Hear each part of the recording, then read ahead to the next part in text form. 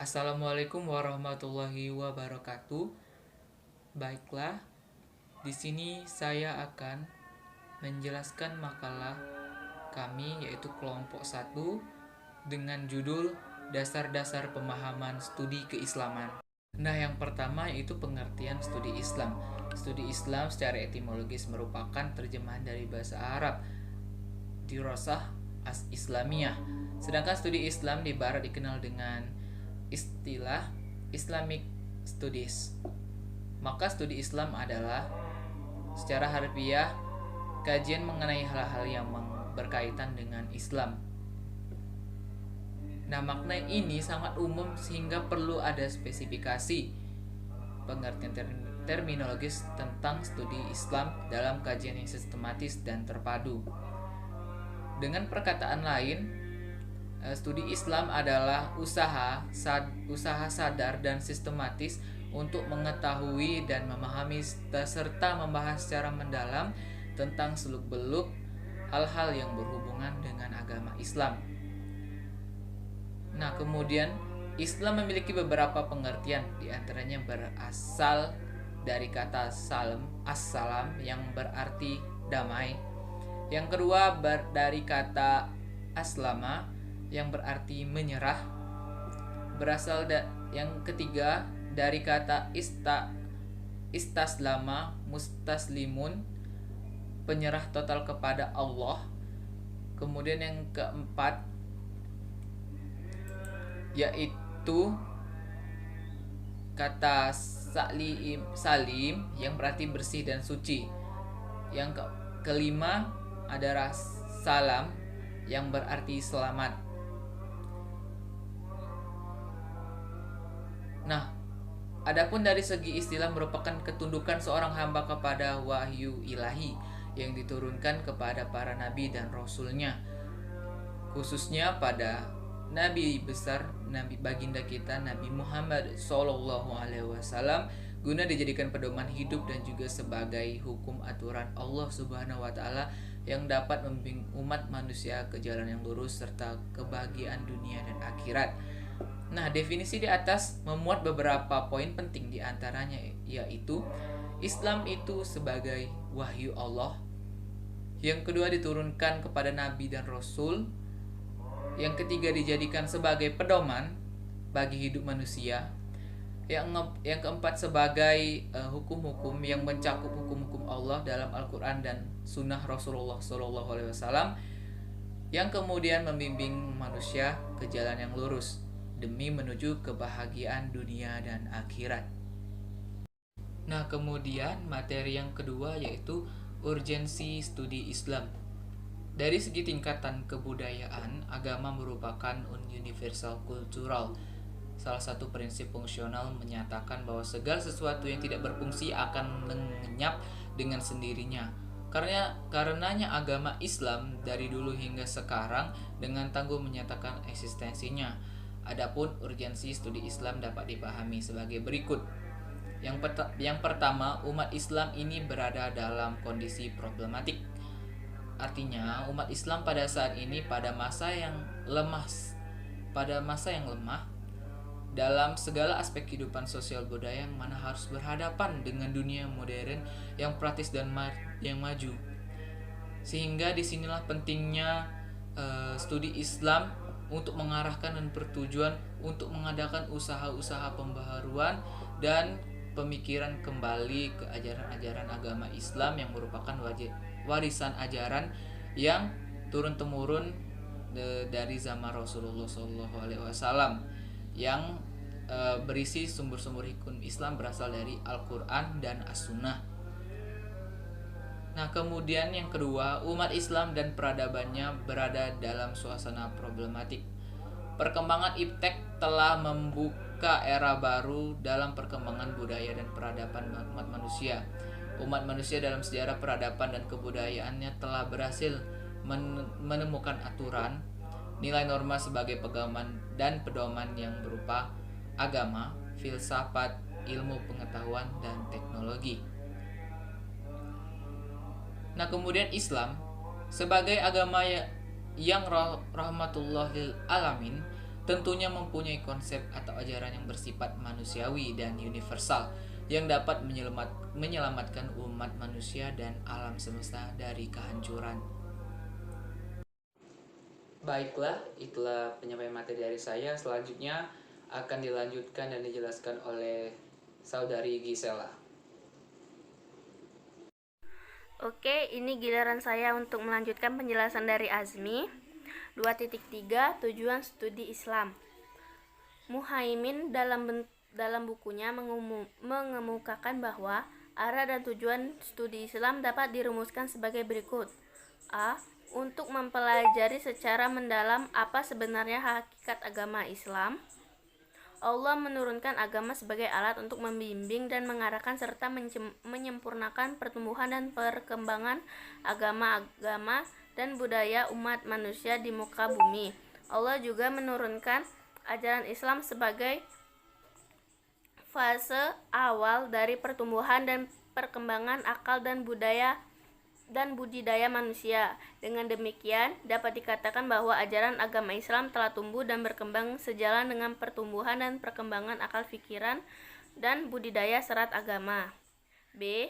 Untuk mempelajari secara mendalam pokok-pokok isi ajaran agama Islam yang asli dan operasionalisasinya dalam pertumbuhan dan perkembangan budaya dan peradaban Islam sepanjang sejarahnya. Agama Islam adalah agama fitrah, sehingga pokok-pokok isi ajaran agama Islam tentunya sesuai dengan fitrah manusia. Fitrah adalah potensi manusia. Potensi fitrah inilah yang membuat manusia hidup, tumbuh dan berkembang sebagai agama fitrah. Pokok-pokok ajaran agama Islam tersebut akan tumbuh dan berkembang secara operasional dan serasi bersama dengan pertumbuhan dan perkembangan fitrah manusia tersebut. C. Untuk mempelajari secara mendalam sumber dasar ajaran agama Islam yang tetap abadi dan dinamis. Agama Islam sebagai agama samawi terakhir membawa ajaran-ajaran yang bersifat final dan mampu memecahkan masalah-masalah kehidupan manusia, menjawab tantangan dan tuntutannya sepanjang zaman. D. Untuk mempelajari secara mendalam prinsip-prinsip nilai-nilai dasar agama Islam dan bagaimana membimbing dan mengarahkan serta mengontrol perkembangan budaya dan peradaban manusia pada zaman modern. Nilai dan prinsip dasar ajaran agama Islam diharapkan menjadi alternatif yang mampu mengarahkan, mengontrol, dan mengendalikan perkembangan ilmu pengetahuan dan teknologi modern serta faktor dinamika lainnya dari sistem budaya dan peradaban manusia menuju terwujudnya kondisi kehidupan yang adil dan makmur. Selanjutnya, 2.4 Pendekatan dan metode. Ada beberapa pendekatan yang dapat digunakan dalam pendidikan Islam. Yang pertama, pendekatan pengalaman. Pendekatan pengalaman yaitu pemberian pengalaman keagamaan kepada siswa dalam rangka penanaman nilai-nilai keagamaan. Dengan pendekatan ini, siswa diberikan kesempatan untuk mendapatkan pengalaman keagamaan baik secara individual maupun kelompok. Yang kedua, pendekatan pembiasaan. Pembiasaan adalah suatu tingkah laku tertentu yang sifatnya otomatis tanpa direncanakan terlebih dahulu dan berlaku begitu saja tanpa dipikirkan lagi. Dengan pembiasaan, pendidikan memberikan kesempatan kepada peserta didik terbiasa mengamalkan ajaran agamanya, baik secara individual maupun secara berkelompok dalam kehidupan sehari-hari. Yang ketiga, pendekatan emosional. Pendekatan emosional adalah usaha untuk menggugah perasaan dan emosi siswa dalam meyakini ajaran Islam serta dapat merasakan mana yang baik dan mana yang buruk. Yang keempat, pendekatan rasional. Pendekatan rasional adalah suatu pendekatan mempergunakan rasio atau akal dalam memahami dan menerima kebesaran dan kekuasaan Allah. Yang kelima, pendekatan fungsional. Pengertian fungsional adalah usaha memberikan materi agama, menekankan kepada segi kemanfaatan bagi siswa dalam kehidupan sehari-hari, sesuai dengan tingkat perkembangannya. Yang keenam, pendekatan keteladanan. Pendekatan keteladanan adalah memperlihatkan keteladanan baik yang berlangsung melalui penciptaan, kondisi pergaulan yang akrab antara personal sekolah, perilaku pendidikan dan tenaga pendidik lain yang mencerminkan akhlak terpuji maupun yang tidak langsung melalui suguhan ilustrasi berupa kisah-kisah keteladanan. Dalam pendekatan keteladanan ini ada beberapa metode yang dapat dipergunakan, diantaranya melalui performance. Selanjutnya, metode pendidikan Islam. Para ahli mendefinisikan metode sebagai berikut.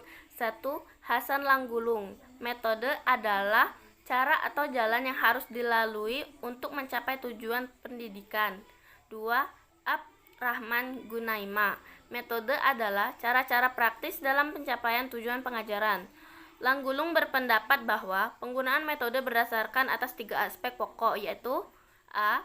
Sifat-sifat yang berkepentingan yang berkenaan dengan tujuan utama pendidikan Islam, yaitu pembinaan manusia mukmin yang mengaku sebagai hamba Allah. B. Berkenaan dengan metode-metode yang betul-betul berlaku yang disebutkan dalam Al-Quran. C. Membicarakan tentang pergerakan atau motivation dan disiplin. Metode pendidikan Islam sangat menghargai kebebasan individu selama kebebasan itu sejalan dengan fitrahnya, sehingga seorang guru dalam mendidik tidak dapat memaksakan muridnya dengan cara yang bertentangan dengan fitrahnya. Akan tetapi guru harus bertanggung jawab dalam membentuk karakter muridnya. Dia tidak boleh duduk diam sedangkan murid-muridnya memilih jalan yang salah. Baiklah, mungkin itu saja. Materi selanjutnya akan dilanjutkan oleh Yuswita. Baiklah, saya akan melanjutkan penjelasan dari Gisela Debbie Utari. Kedudukan dan kawasan. Pada era globalisasi dan informasi saat ini yang ditandai semakin menipis dan hilangnya batas pemisah antara nilai-nilai dan lingkungan budaya bangsa-bangsa, yang diikuti dengan kecenderungan terbentuknya nilai-nilai budaya yang bersifat universal. Nampaknya studi tentang Islam menjadi sangat penting dan mendapatkan perhatian yang sangat luas, baik di kalangan umat Islam sendiri maupun di kalangan luar Islam. Urgensi studi Islam pada masa sekarang paling tidak dapat dilihat dari 2 sisi, yaitu sisi internal dan sisi eksternal. Dengan sisi internal dimaksudkan adalah nilai-nilai dan sistem budaya yang ada di lingkungan umat Islam sendiri, sedangkan sisi eksternal yang dimaksudkan adalah nilai-nilai dan sistem budaya luar kalangan umat Islam. Ruang lingkup studi keislaman. Di dalam konteks studi Islam, ada aspek-aspek tertentu dari Islam yang dapat menjadi objek studi. Yang pertama adalah Islam sebagai doktrin Tuhan yang kebenarannya kepada para mu'alaf diterima apa adanya dalam arti absolut. Yang kedua sebagai gejala budaya yang berarti segala sesuatu yang merupakan ciptaan manusia dalam kaitannya dengan agama. Yang ketiga karena interaksi sosial adalah realitas Islam. Kedudukan pengantar studi Islam di antara mata kuliah lain. Dalam suatu pembelajaran dibutuhkan suatu metodologi dapat diartikan sebagai suatu pembahasan konsep pemikiran, sebagai metode yang terkait dalam suatu sistem pengetahuan.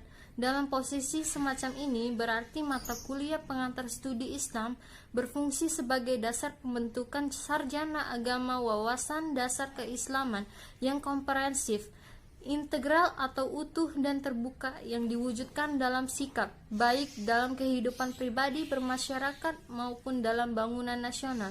Jadi mempelajari pengantar studi Islam sangatlah penting karena mempelajari ilmu kajian Islam tidak bisa dengan asal-asalan, harus mengetahui sumbernya atau alasannya, dan mata kuliah lain juga mendasar pada ilmu agama atau syariat. Islam sebagai objek kajian. Islam pada hakikatnya menyajikan kepada umatnya sebagai kehidupan yang dinamis serta progresif dan menghormati serta menghargai sebuah akal pikiran dengan jalan pengembangan ilmu pengetahuan serta teknologi sebagai objek kajian. Dan dalam mengkaji Islam tentu kita harus berpedoman pada 2 sumber, yaitu Al-Quran dan hadis.